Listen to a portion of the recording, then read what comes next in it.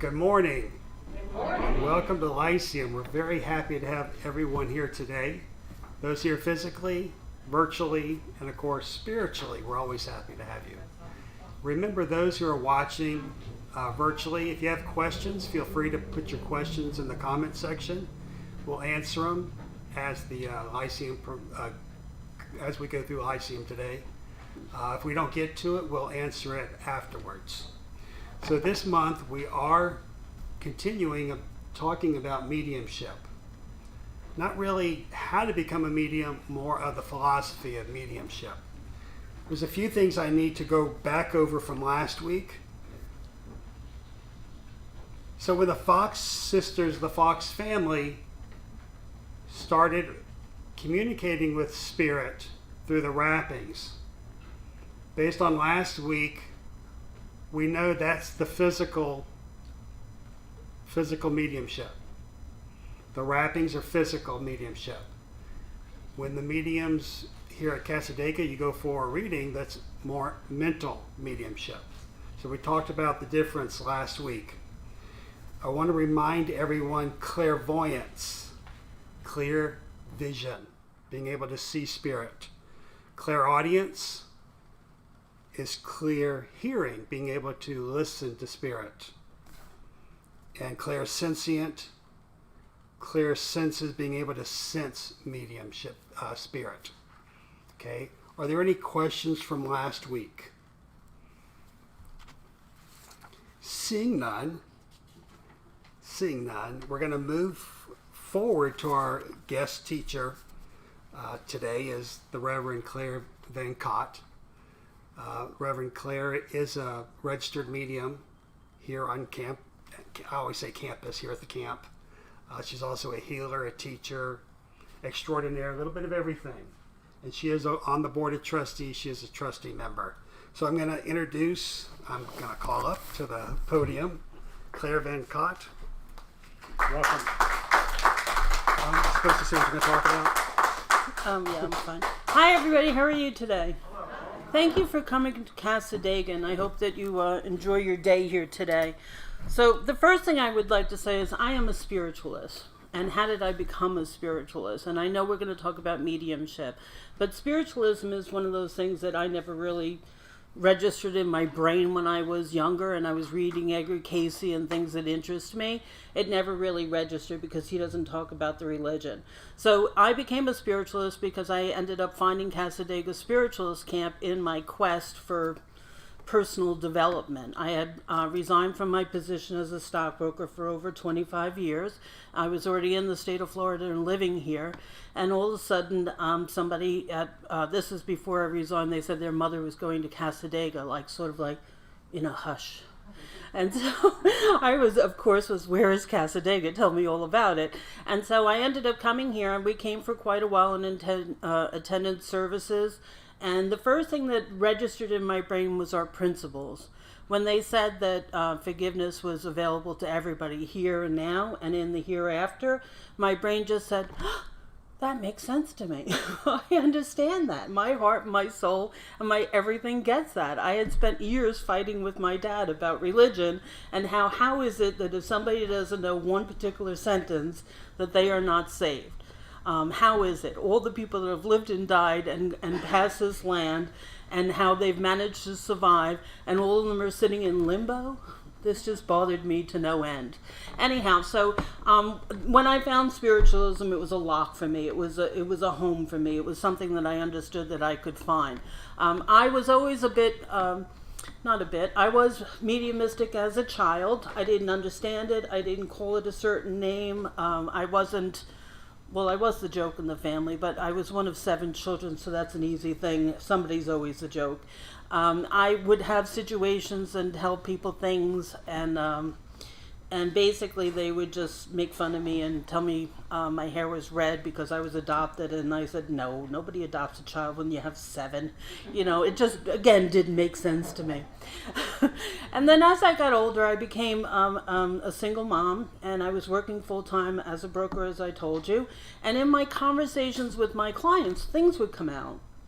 I would be saying things like, oh, nice party this weekend, things like that. Nothing dramatic, but it became apparent to me that I sort of knew things. And my husband and I, my husband's John Venerosi, he's in the back of the room, and he's here on a regular basis. And if you watch this program, the man asking questions is my husband. But John and I were in our kitchen in Staten Island, New York, and all of a sudden I was fully aware of a friend's husband who had been hospitalized. I'm not going to get into the personal details, but he had been hospitalized for months. And he said, literally, "You no longer have to pray for me." And I knew he wasn't just talking about me personally. I had the feeling of the allness of the situation because there were many prayer groups for his benefit. And I understood that meant he had passed away. And it was the type of thing that I actually just said to John right there. I'm aware of him, and I knew his name, and I knew what he said, and everything. And my dad would call that the psychic 2x4, which means that you get hit smacked in the middle of the head, and there's a recognition that there's a reason for it. But ethics is a large portion of this also. And even though I didn't know what spiritualism is, and I didn't know that I thought I wanted to be a medium or any of the rest of it, I understood that the family had had a tragic loss, and it was not my time to go ring the doorbell and say, "Hey, by the way, this happened to me." And I believe that that's sort of the foundation of where what you do with your abilities becomes more interesting. I call it like the game show. The balls go in and they go down. And your decisions about what you do with the information you receive creates where you end up. And there are many people that just want to tell you all about what they've received and what they know and what they heard and what they're aware of. And you see this in TV shows, and I guess it sells. But I don't think that that's the point of mediumship at all, in any way, shape, or form. It's a healing art. And I would say the best mediums are the best healers. If you learn spiritualism, the healing practice within the religion of spiritualism, you will find that it teaches you that you are a conduit. You are being utilized by the spirit side of life for the purpose of giving and offering the healing to the human who is sitting in front of you. Could be a pet, doesn't have to be a human, I should correct that, for their best needs. So again, it's not about, and I've had healers say this to me, "Didn't you feel that? I went right there and I fixed that." And I was like, okay, that's very interesting again, but not what I'm interested in the very least. Because that all is about you. And that's not the point again. So when we're spiritual healers and we're working in public, we don't even ask you what's wrong with you. We don't even ask you why you're there.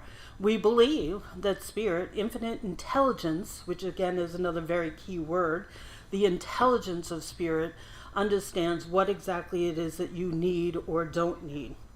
So my mediumship developed after I was coming to the point where I knew I was going to resign from my position. I started looking for things to do and expand my own time. My daughter was raised. She didn't move to Florida with us. And so it was like, what do I want to do?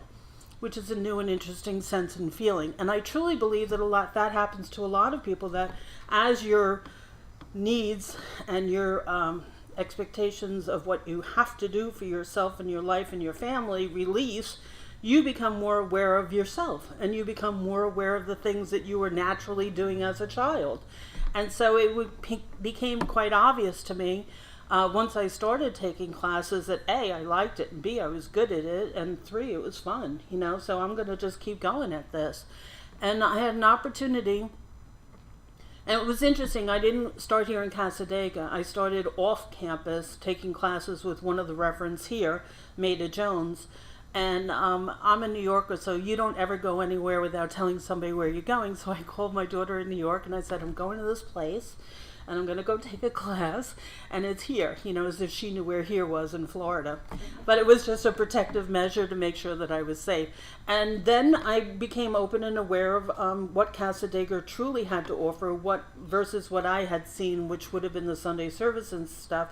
But I didn't know about the entire educational program and the classes and everything that is available to you here, if you have an interest and if you want to pursue it, and if you want to go deeper. And I did. I just kept digging in. I mean, I was one of those 5 days a week type of people. I took classes all the time and loved it. And it can be a lot of fun, you know, and you find people and teachers that you're not interested in, and people and teachers you are interested in, and I think that's part of the work. So the mediumship began in a serious note at that stage. I first went to Canada and took an intensive workshop, which at the time was recommended to me that maybe I wasn't even ready for, and yet I knew I wanted to go, and so I did. And that was just eye-opening, because I was taking classes with mediums from England, people I highly respect. Simon James, Brian Robertson were my first intensive teachers.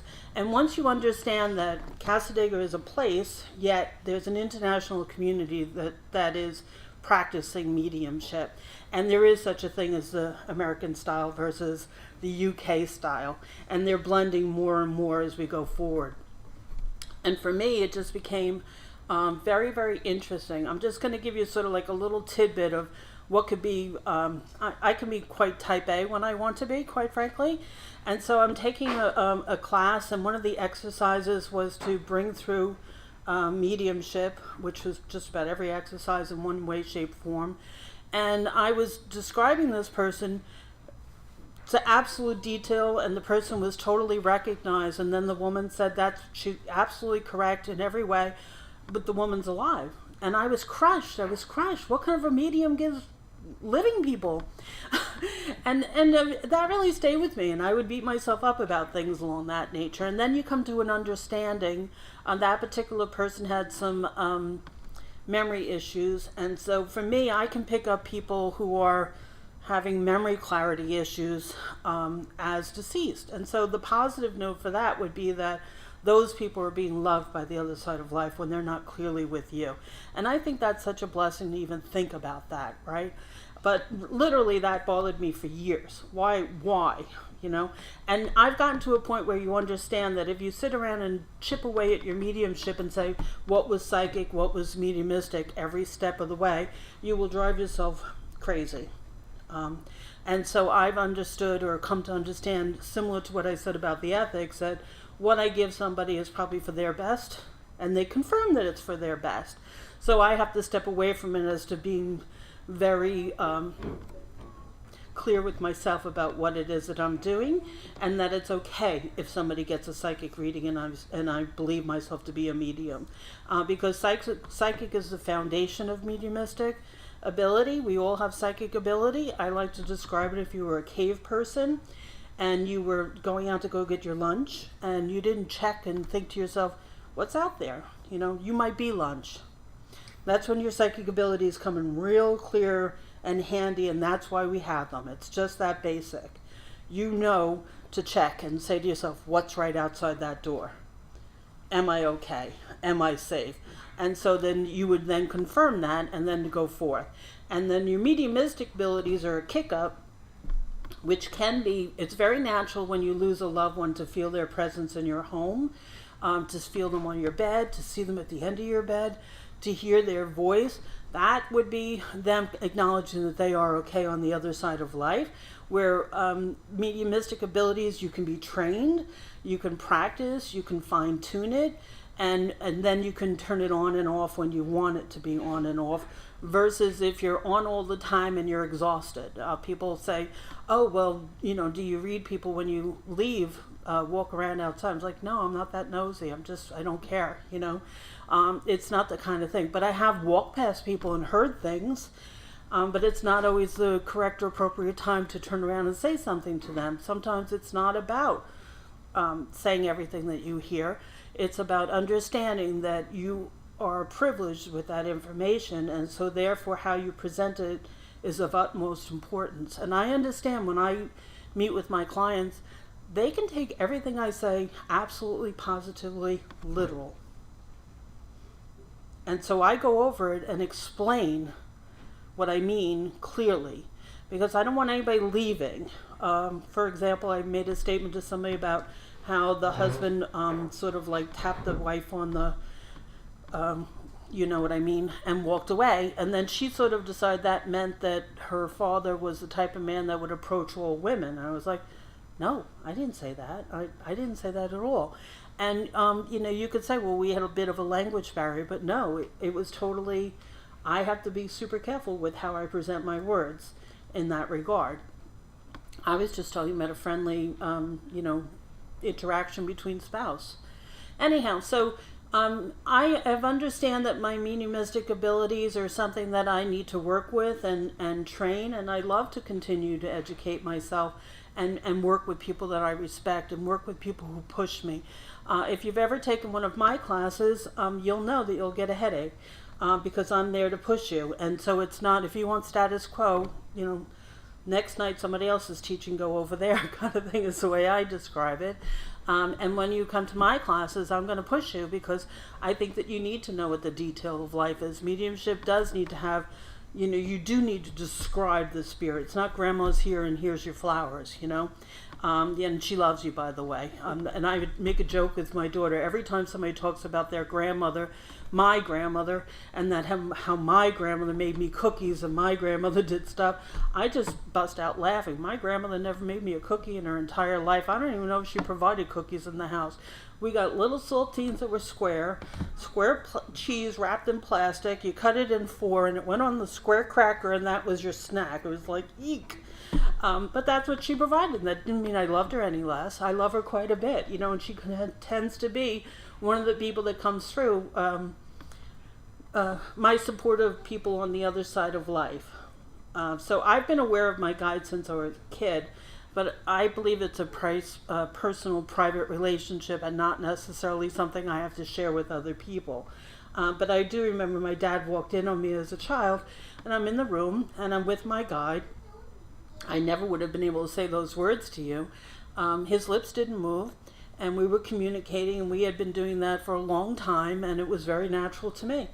And it was just somebody I knew that cared for me, that loved me, and you can see I'm getting emotional about that, because it's just so nice to know that you have that support from the other side of life. The one thing that happened as I got older is that true, perfect, beautiful communication is not there. And I would say in some ways it's because I sort of said, no, thank you. It scares me. That doesn't mean I don't still very much feel guided and know that there are presence. It's just he's not standing next to me when I wake up in the morning, and so that can be a bit of a sad thing because it was such a great relationship from that perspective. But you move on. And so I don't really talk about guides a lot with people. I don't think that, everybody has spirit guides, and I say I don't think that the name matters. If you find a lake and you don't know the name of the lake is still very much there. And so that's the way I describe that. So I work as a professional medium now, and so I meet with people on a regular basis. And I ask people to say yes, no, or I don't know, and I was recently criticized for that. But there's a reason for that. There are people that will shake their head yes and want to be saying no. And this is an interesting thing. I went to a psychic, and I had seen this, psychic every time I got my taxes done, so I was going to go. I finally went. Well, this person was horrific. They were bad from the moment I sat down to the moment I left, and I didn't say one word to that person about it. Nothing he said was correct, not even close. And I got up, I paid him, and I left. And I said, well, now I understand how people feel if they have a really bad reading. So I asked for confirmation as we're going along. I prefer the verbal sound of the word yes or no. I always say no is perfectly acceptable because it gets me to clarify the information that I'm receiving from people. And I don't know means you didn't know that about the person, or I have no way of verifying that, right? That doesn't mean I can bring through your deceased loved one that you've never even met, that they never met you. And yet I can describe them to you 100%, and they are your relative, and it can be confirmed, maybe not by you, but you leave. The other thing is I work with couples and families, and it's kind of fun sometimes to have yes, yes, yes, no, no, no, and yet it doesn't mean the information is wrong.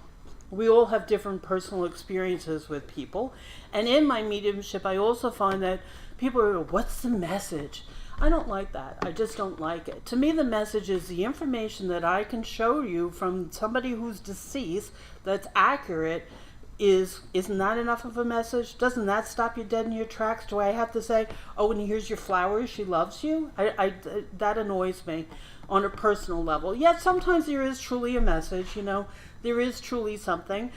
Deceased loved ones don't become more intelligent. They don't suddenly know about your real estate issues. They don't suddenly know about your medical problems. But yet they can be there to love you and support you. I'll use the example of if you have loving and supportive parents, they love you and they're supportive, but they're not necessarily medical people, nor are they real estate people. That doesn't mean they don't care, right? Going back to the message, I find often the type of information given to me from a deceased loved one about themselves can go back to what's going on in your life right now. So there's parallels to be found in that regard. And one of the fun things we do, my daughter Claire Whalen is also a certified medium at Cassadaga now, and Darlene McCormick is one of my students, and we sometimes do mediumship together, and we do what's called sharing. I'm sorry, I'm not thinking of the proper word. One person starts with the deceased loved one and tells information about that person. Then the second person steps in and talks about the same person. And similar to your relationship with different people, different personalities are going to get different information from the deceased loved ones. And so it can be more rounded as far as the description of the person, and more interesting, quite frankly. So that's a fun thing to do sometimes. So anyhow, I'm going to ask, does anybody have any specific questions? Because I can talk the entire time without issue or problem. I have a question. Go ahead. Okay, you have a question? Yeah, let the audience go first. Oh, yes, I'm sorry. Hi. Before you said the UK style, Yes. what does that mean? So this is being more blended now, so it's not quite as accurate as it once was. The first time I went or studied with the UK mediums, their method is they throw it out there. That's what it's called. So I will stand up here and say, I have a deceased relative, I have a male, he has salt and pepper hair, his age is around 55 to 60. When he passed away, he's a heavy smoker and he wears glasses. He also drives a truck for a living. Can anyone take that? And so you might get two different people on the side of the room that will raise their hand. Right now, if I have a female, and depending on where you are, so say I'm in England, she has a scarf on, she's wearing a tweed jacket, then 4 people would raise their hand and say they have a relative like that. And then what you do is thank both people for working with you, and then you continue. And the point is to get to defining information to know if I'm over here or if I'm over here. Then you thank the second person, or depending on how many people are open to that, and say thank you for working with me, and then now I'll go directly to you and continue giving information as you understand it as being your relative. What I would describe as the U.S. method is I come to you and I say, I have your uncle. They would also say uncle. They would identify the same things, but I would choose to go directly to you and talk to you about your deceased relative versus saying, does anybody else know who I'm talking about? That would be the difference. Does that make sense to you? So one is they throw it out there, is the way it's described. It's not random. It is a practice, and they're very good at it. And I find, quite frankly, most British mediums will give you a name within the first 5 pieces of information. I'm always asking for names. Sometimes I get them, sometimes I don't. But if I come over to you and say, I have a Tom, that cuts out 3/4 of the room. So the argument that I've heard about this is it takes too long. Well, if everybody's engaged and if everybody's interested, so I'm going to kick back to another medium that used to work on TV, because as a medium I love to watch other mediums. They would say, oh, you both understand that. That's great. So now we're both going to talk to you at the same time, versus getting the information down to just one person. Do you understand that? And what it is, it's just a different method. It was argued in different spiritualist camps that one method was just too time consuming. And I think it's extremely fascinating, and I love watching good mediums work. And here in Cassadaga, we're trained in what I would almost describe as a shotgun method. I hit you, I give you information, boom, next, next, next. Where if you have a wonderful, colorful medium who's an expert at this, who understands that the levels of information that you receive is information on information, one piece of information can go on and on and on. Meaning that there's more about that, right? So if I use the word fishing, it doesn't necessarily just mean that person fished. Maybe they enjoyed fish. Maybe there's a religious aspect to the fish. All sorts of different things. That was a simplified version of what I'm trying to get to. But a fascinating medium will keep you going, where everybody's entertained and everybody's listening and everybody wants to know. And when it's decided that it's your relative, not my relative, you still want to hear every bit of it. Right? So in our Wednesday message service, we're trained to say we give a greeting from Spirit. So at one time, the expectations for the medium and the student was to give everybody in the room a reading, no matter how many people walked into that room, which really doesn't make a lot of sense. It's much more kind to the medium to say it's going to end at 9 o'clock versus you need to stay till 10:30 because somebody walked in at 10:30, which is the kind of stuff that used to go on. So I believe in taking this profession as seriously as I took my last profession, and studying and learning and training and reading and teaching myself. And also when you teach other people, you do learn more about the topic and you do have more of an unfoldment about it. And you're also responsible for assisting, I'm what we call a certified evaluator, which means that I help students get through our program. And in that process, you also have to understand that sometimes as a medium, the right thing for you to do is not work for a while, to stop, to take a break, to acknowledge your personal life and do what you need to do.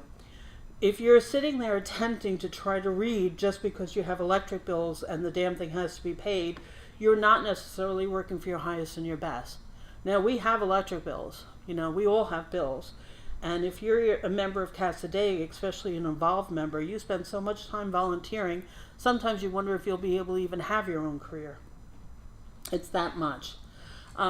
But it doesn't mean you don't do it with love in your heart. Otherwise you wouldn't be here, you wouldn't do it. And the way I always view it is, I know that I'm here to serve Spirit.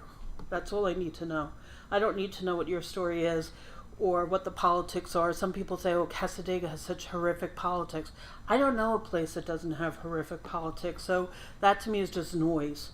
If you're on your game and you're performing for Spirit, not performing, if you're working for Spirit and you're clear about your intentions in life and your ethics are strong and your desire to serve is strong, then, let the politics be there. They'll wave past you. It's not really relevant. And again, I think it's kind of harsh because I've talked to people from other places and there's politics there too. So it's not just we're the only ones. We just happen to be the only ones that live here year round in a small community. And a fair amount of us don't live here. I own a house here. It's become a labor of love and it's a way to empty your bank account really well. Because it's a 100-year-old house that was neglected. So if you think you can turn that around quickly, God bless you. But it's also where I work. So it's my place. It's from my place for working. I don't necessarily care to be too close to other people, even with sharing parking spots or having somebody park in my own spot. So this is my home from my work. I come here, I park my car in my spot, nobody else is there. And then my clients come and they meet me in my space, which is available to them. And in my space, I represent everything, all religions and all things that may stimulate you. So, for example, cardinals and butterflies and dragonflies, those things are visited from your spirit friends and your loved ones. Coins, whatever it is that moves you. It's not about this religion is just this. Spiritualism allows you to come here with whatever background you have, you believe, you understand, and bring it to the table. And then we're going to help you understand that you have personal responsibility in your life. And the clearer you are about that, the sooner you're going to move forward in life, right? Now, that's another thing. People say to me, what do you mean they didn't say they're sorry from the other side of life? And they get upset. And I'm like, and I don't like that, because I have a feeling that people think sometimes that, especially if they've been referred to somebody who got a great reading from me, and they're basing it that I should say the same thing about their relative that I said about the other relative. I find that disturbing. Evolution is not necessarily everybody on the same timeline. Just because you're deceased doesn't mean you suddenly decide to understand that you weren't a nice person and didn't treat people well. You don't necessarily get that right away. It is an evolution. It's a process. And that doesn't mean that your deceased relatives don't want to say they understand what they did. They understand they're part of what occurred. They are not always here to say, I'm sorry. I'm sorry, may come later on. But they aren't necessarily immediately ready to do it just because you come to my room, just because you've sat with me. And I don't make it up. I'm sorry, I don't fake it. I tell you what I get. And if I don't get a message, you're not getting a message. And it's not that I'm trying to be mean about it, although somebody did call me Judge Judy the other day in a reading, and I just busted out laughing. And part of the reason for that is I believe that if you come in for a reading with me, you're not going to talk the whole time. You know, it's not going to be you sat down and talk. And I tell people that I'd like you to be able to leave here and have had received a reading from me. And, you know, it's not an ongoing issue, because once people get to know me, it's just the way I work. I believe if I time my reading, it's literally because I lose track of time, but I don't start the timer until I start talking. And that's when your reading begins. And then I just continue, and I allow people to ask questions, but it's not at my timed period. That's my time to speak to you. And I cover many things. I don't always just talk about deceased loved ones. I also talk about what's going on in your life. I talk about what could be going on in your life in the past. So, you know, what is mediumship to me? It is a profession. It's something that I honor. It's something that I understand, that my belief in infinite intelligence is what leads me here, what creates a scenario where I want to continue doing this. Training is very important, because people can burn themselves out very quickly because they don't understand the concept of like an empath who's exhausted and tired 24/7. Well, the truth of the matter is you're doing that. You're allowing that to happen to you. So an empath is somebody who says, I walked in the room and I felt their pain. Or if you're a nurse and you're an empath, it's an exhausting day, because everybody you pass has a need, and you feel energetically a need to send to be aware of that. So I explain the best thing to do is send lovely white healing energy to whoever it is that you're feeling has a need, not X-ray chiseled white energy, a lovely puff, and then you move on. And the reason for that is because then your empathic self and your desire to serve and help is fulfilled. You have a need, I did something, and now I'm moving on, right? So I learned that fine lesson when I used to travel and commute in Manhattan. Do you think there's people that you come across on a daily basis that have needs? Every day of the week, right? And so what I used to literally do, and this is long before I knew what the word mediumship even really meant, was I would send them energy, and then I'd move along, because it's too exhausting to travel in New York and try to take care of everybody. It just can't be done, you know. And then you really don't take care of yourself because you're too tired, you're too worn out, you can't do your job. And when you have a serious position where your brain is actually part of it, I'm not judging myself over other people, I'm just saying that's the way my position was, that it was mentally exhausting. You want to get to work where you're actually ready to work. And so I had to manage it. And I found things. And a lot of times when I read, I'll read something and go, oh, I knew that. I was doing that already, but I didn't know that somebody else wrote that down. That's very interesting. So it's really, to me, it's very natural. Being psychic is natural. Being mediumistic is natural. Again, any questions? Are there any questions from our audience? How do you build a relationship with spirit? Okay, so one of the things I tell you to do to build a relationship with spirit is meditate. And I'm the worst person for that. I don't meditate. And it's not because I don't think it's a great idea. It's just because I guess I just don't have the mental patience to sit still. I do sit and allow my brain to wander.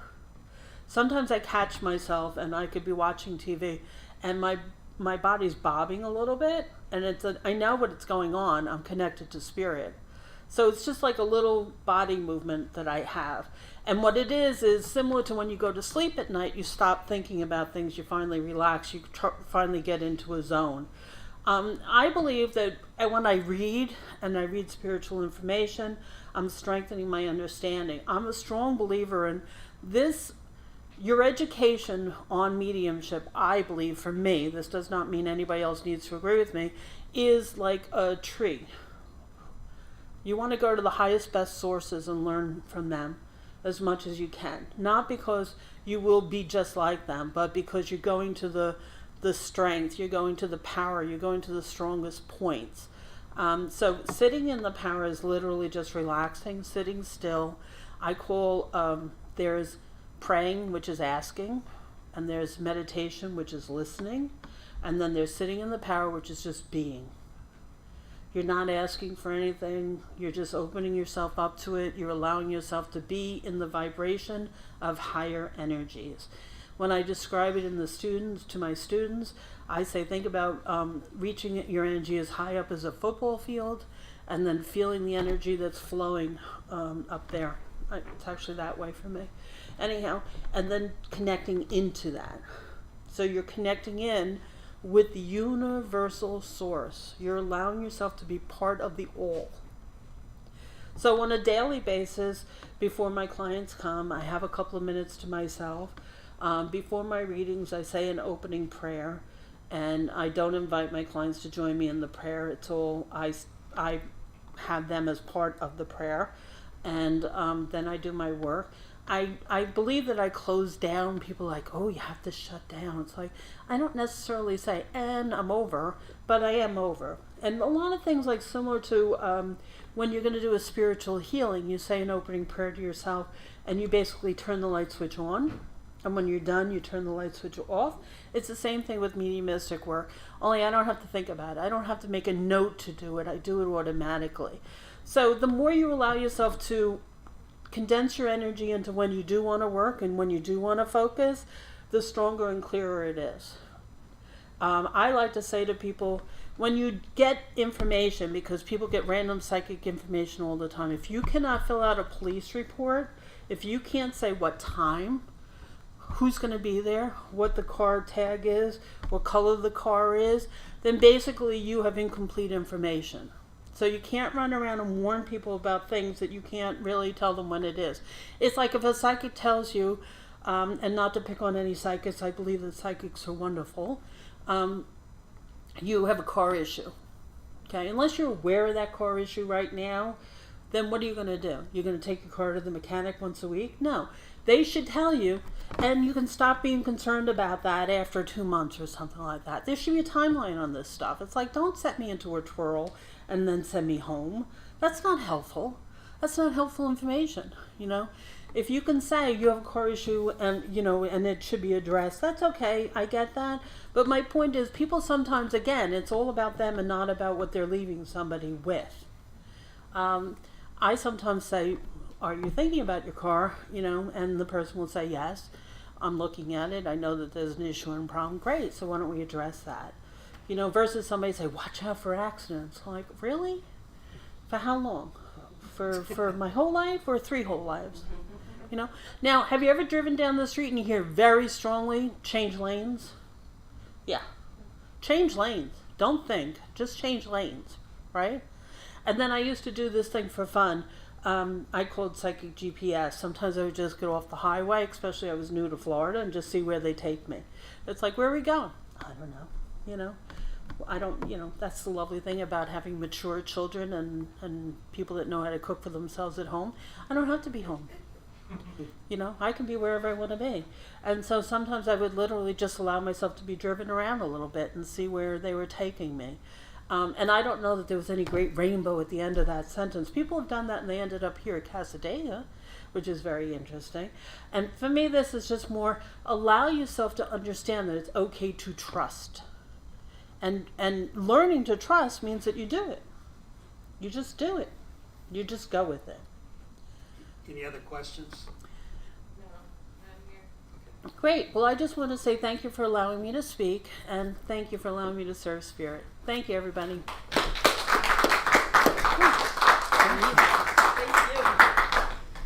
Thank you so much. That was awesome. That was exactly what I wanted to hear you say. Thank you. Thank you so much for being part of the Lyceum today.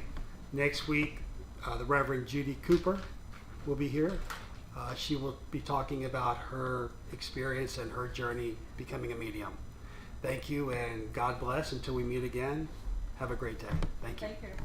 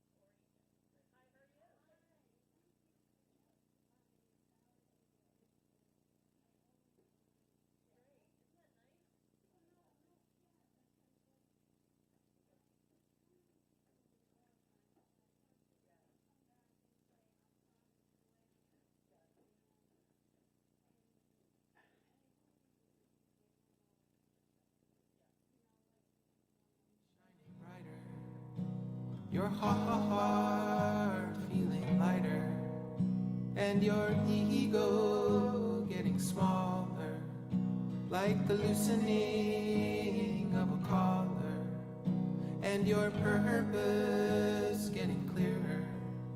Spirit family drawing nearer.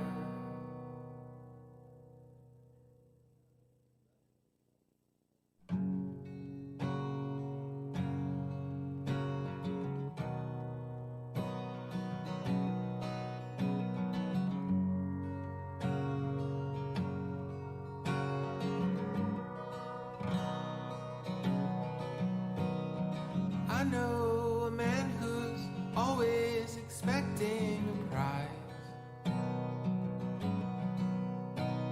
and I know a man who thanks the sun when it's on the rise. I know a woman who keeps her dreams locked in a tin, and I know